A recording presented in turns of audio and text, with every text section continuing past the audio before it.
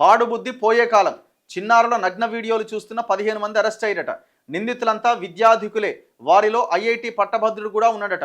ఇలాంటి వారిని వదలం షికాగోయల్. వారంతా ఉన్నత చదువులు చదివిన వారు. ఒకరైతే ఐఐటి పట్టభద్రుడు అయినా వారికి కనీస సంస్కారం లేకపోయింది. తమ స్థాయిని మరిచి నీచంగా వ్యవహరించారు. ఆన్లైన్లో చిన్నారుల నగ్న వీడియోలు చూస్తున్నారు. అంతేకాదు వాటిని డౌన్లోడ్ చేసుకొని ఇతరులకు పంపుతున్నారట. ఇలాంటి అకృత్యాలకు పాల్పడుతున్న 15 మందిని పోలీసులు అరెస్ట్ చేశారట. ఎంత దారుణం చూడండి. ఇగో ఆన్లైన్లో చైల్డ్ పోర్న్ గురించి వెతకడం, ఆ వీడియోలు ఇతరులకు పంపించడం నేరం. నిందితుల్లో చాలామంది డార్క్ వెబ్ ద్వారా వీటిని డౌన్లోడ్ చేసుకుంటున్నారు. ఇలాంటి హేయమైన నేరాలకు పాల్పడే వారికి శిక్షలు తప్పవు. ఈ విషయాన్ని అందరూ గుర్తుంచుకోవాలి. విద్యాధికులైన యువత మరింత అప్రమత్తంగా ఉండాలి. అరెస్ట్ అయిన వారిలో కొందరు 10కి పైగా నేరాల్లో బాధ్యులని, వారిని కస్టడీకి కోరుతూ పిటిషన్ దాఖలు చేశామని చెప్పారు.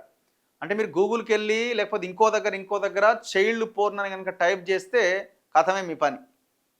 సో అట్లాంటి వీడియోలు అసలు చూడకూడదు. చూసినా నేరమే. ఇప్పుడు దొంగ వీళ్ళంతా దొరికింది అట్లనే.